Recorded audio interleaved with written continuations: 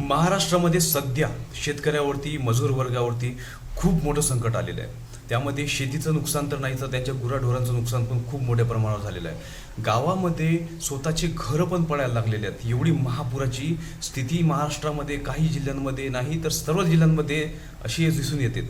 मित्रांनो, सोशल मीडियावरती जो व्हिडिओ दिसून येतात ते व्हिडिओ बघून असं मन रडतं माणसाचं.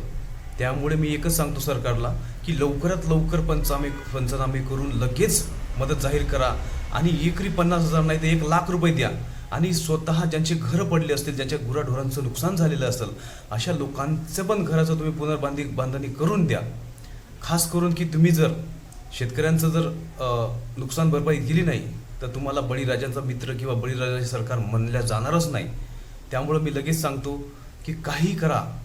मी सरकारला विनंती करतो की लगेच नुकसान भरपाई द्या आणि 100% कर्जमाफी द्या. त्यामुळे शेतकरी हा थोडाफार तर असं आपण सावरेल, 100% सावरणार नाही.